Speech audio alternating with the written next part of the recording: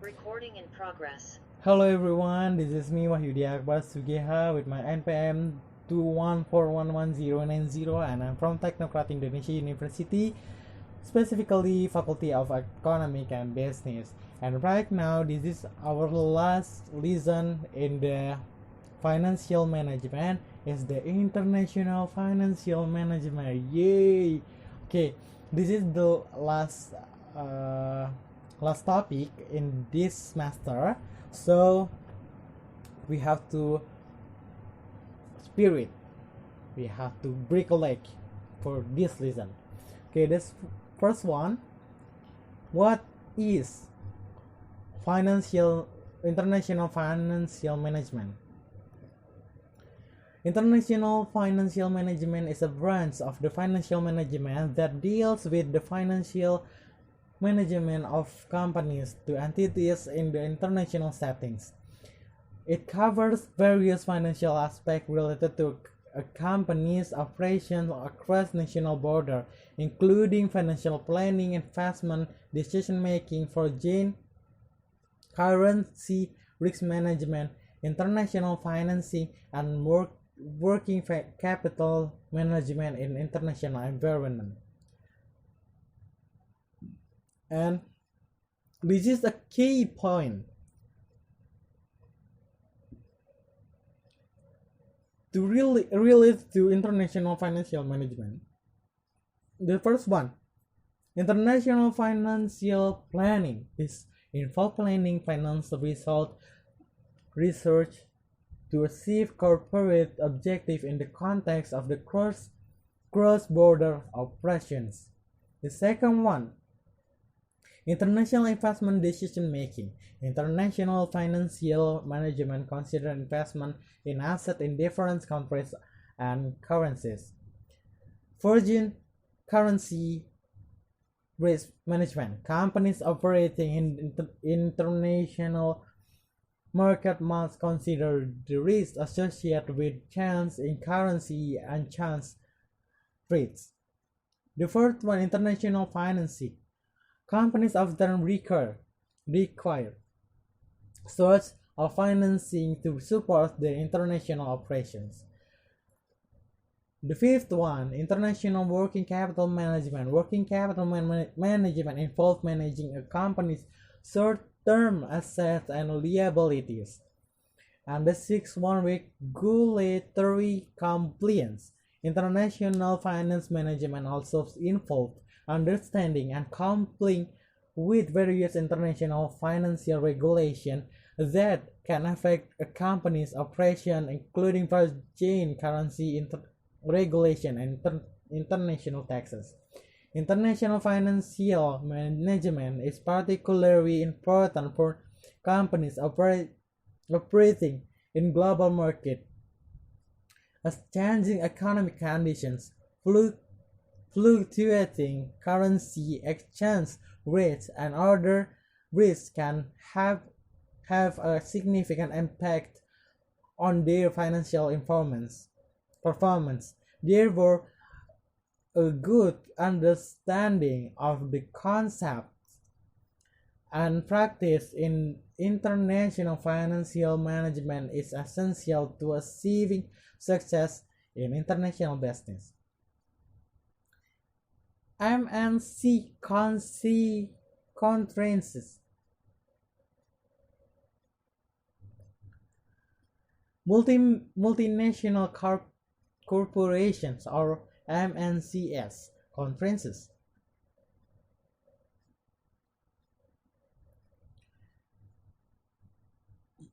Multinational corporation MNCs operate in various countries and are subject to a range of environmental, regulatory, and ethical constraints.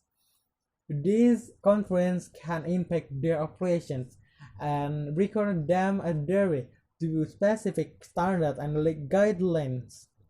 Here's an overview of each type of constraint.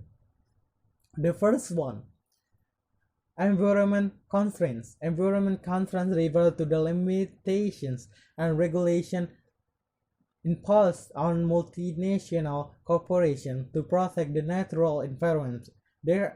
These conferences can include: the first one is environmental laws and regulations, sustainability initiative, and then biodiversity conversation, and environment impact assessment EAI, EIA, and then the second one we have conference. Regulated conference encompass the legal and compliance requirement imposed on the MNCs in the countries they operate. Their contracts include: the first one, trade and tariffs, intellectual properties, labor and employment laws, and taxation.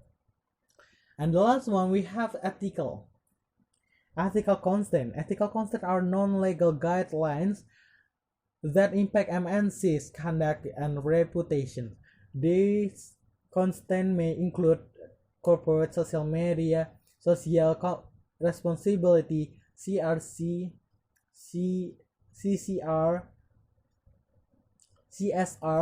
and then human rights, anti-corruption, and the last one, supply chain ethics.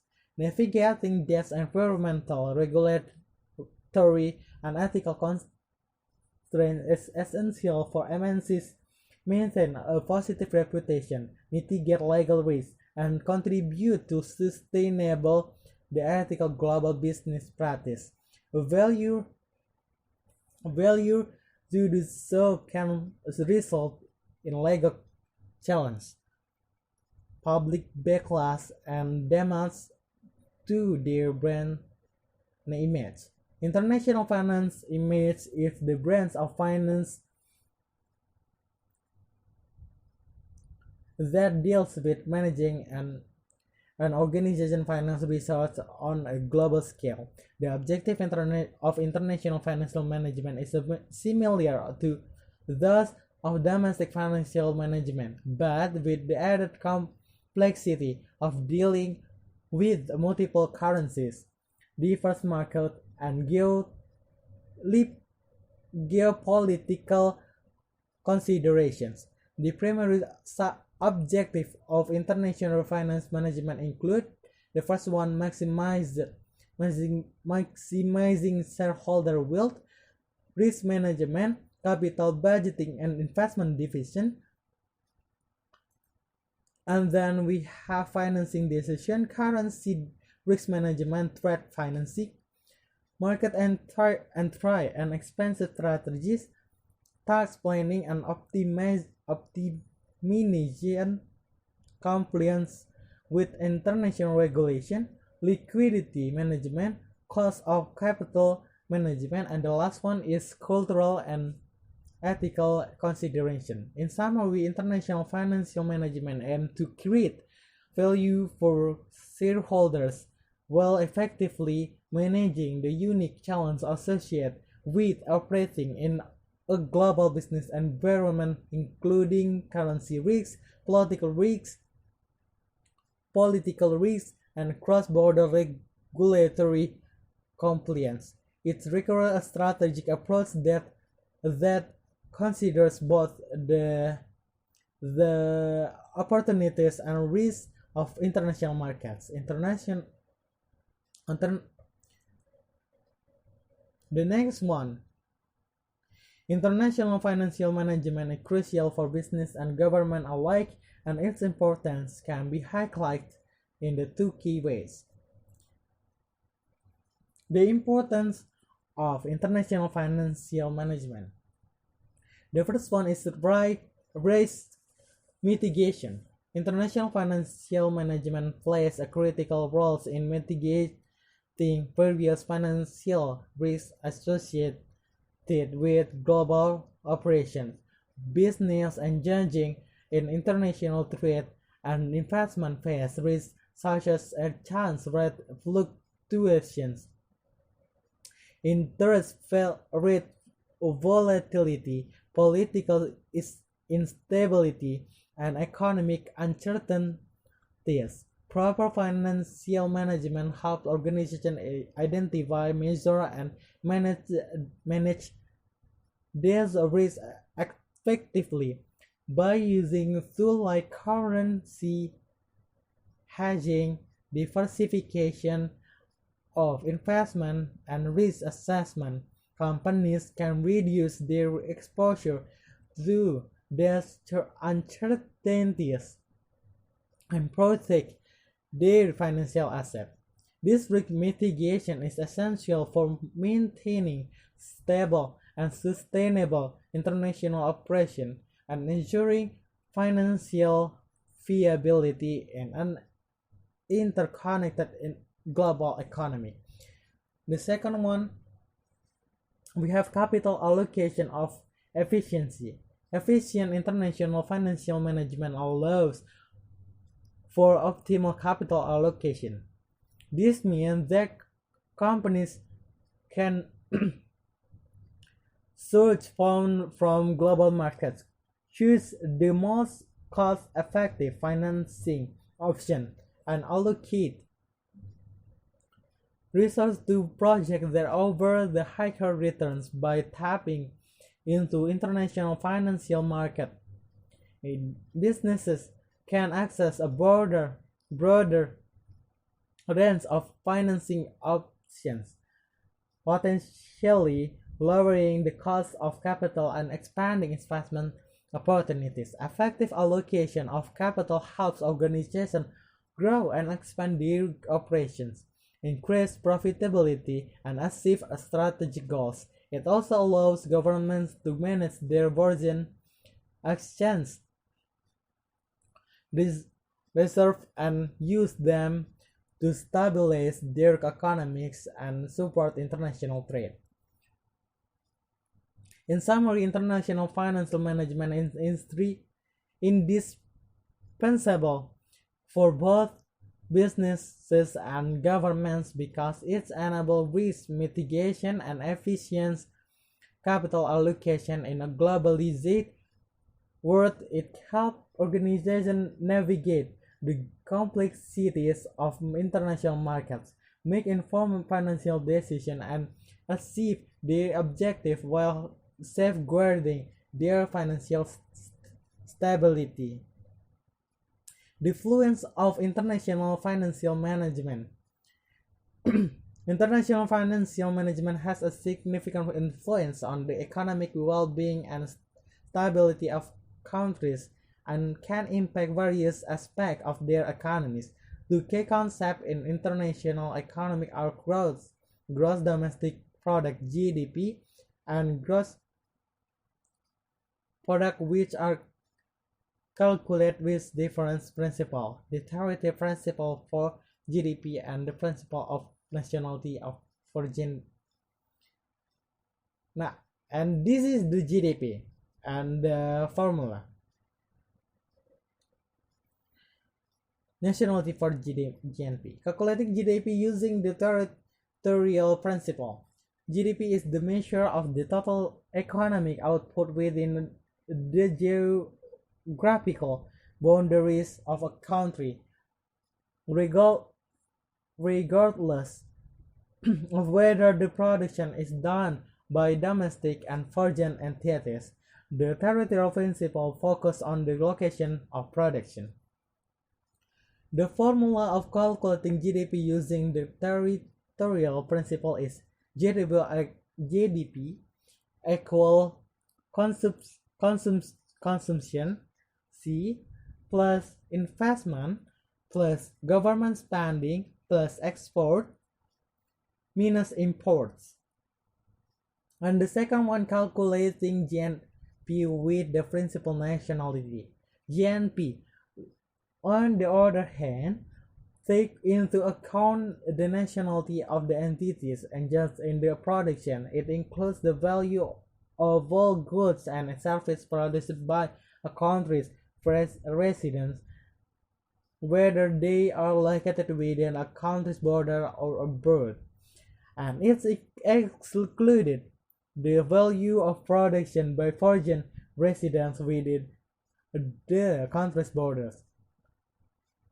The formula calculating GNP is GNP equal GDP plus net income from at birth, NIVA. NIVA is calculated as NIPA. NIVA equal net foreign income, NFV, NFI, and the net income earned abroad by foreign residents, NIEA.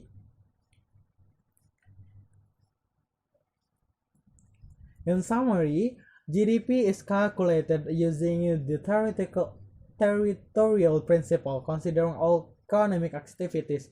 These country borders, while GNP is calculated with the principle of nationality, accounting for the income earned by the country's residents, whether that income is generated domestic or abroad.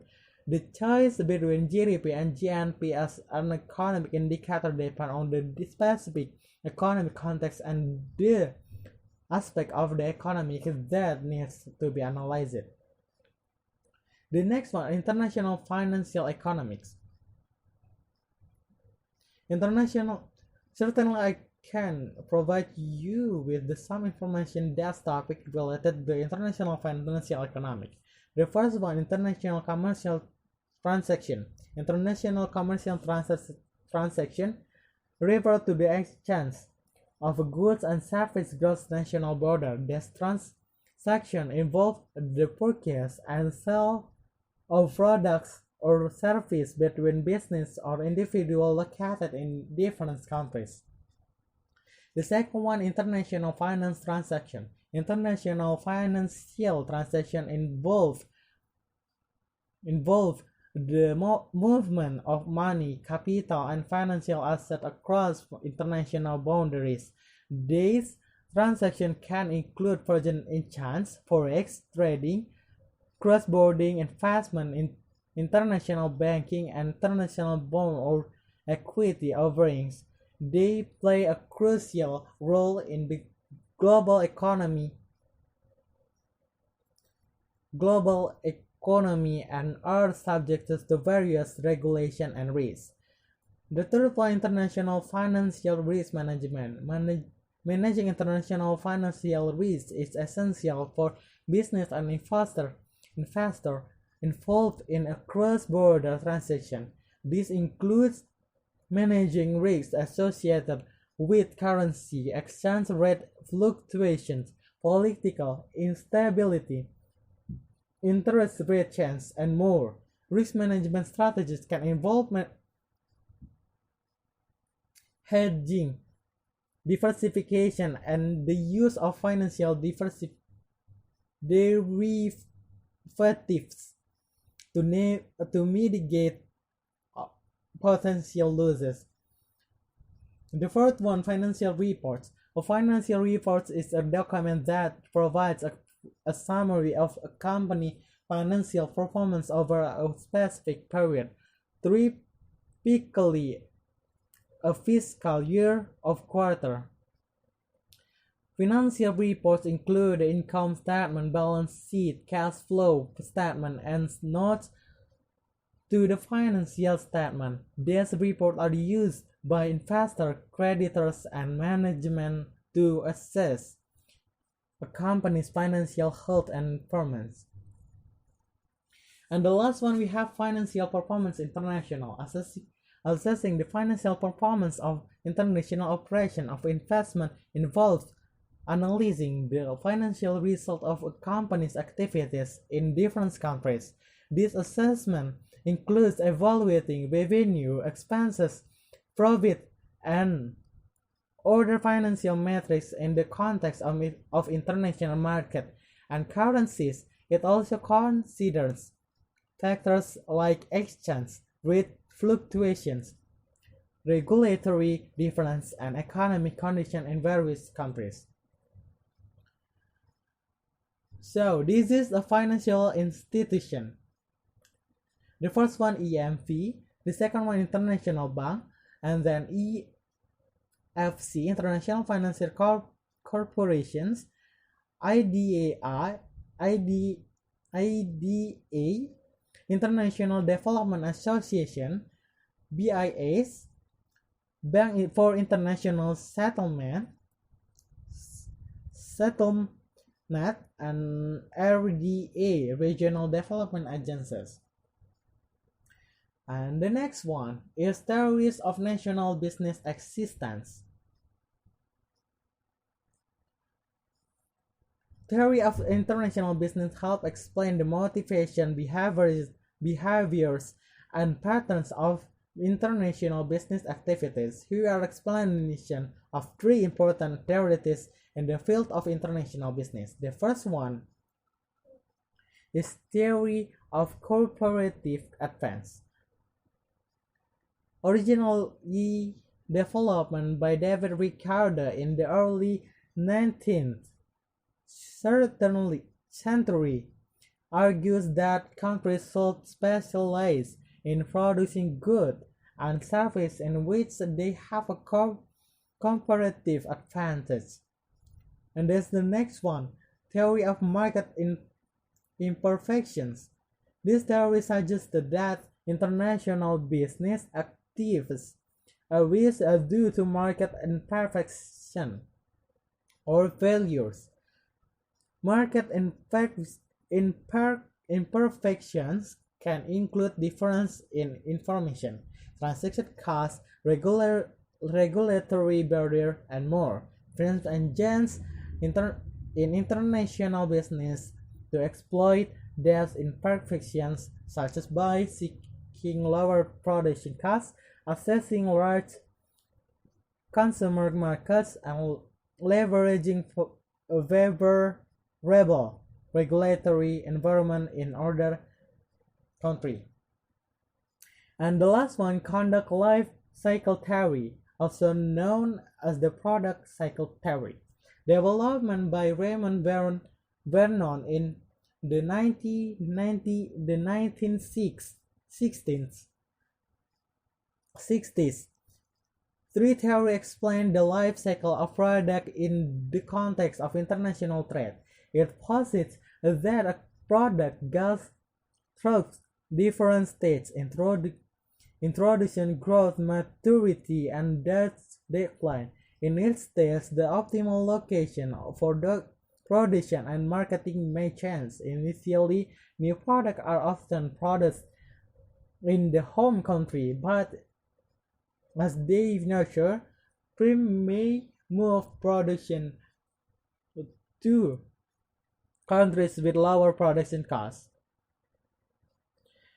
This theory highlights how international expansion is influenced by a product life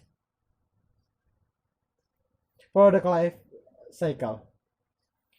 These theories, along with others in the field of international business, provide valuable insight into the strategies and motivations of companies engaging in global trade and investment. It's important to note that these theories have evolved over time and might not fully capture the complexities of today's global business landscape. Companies now navigate a rapidly changing global environment influenced by factors such as technology, geopolitics, and evolving customer preference. And this is our last topic, so I have to end this topic. Thank you very much for watching this video, and then I hope you understand about the international financial management. But if you don't understand, you can ask me in the commenter, then we can study together. And then for the last one, thank you very much and nice to meet you. Have a nice day. Thank you. Recording stopped.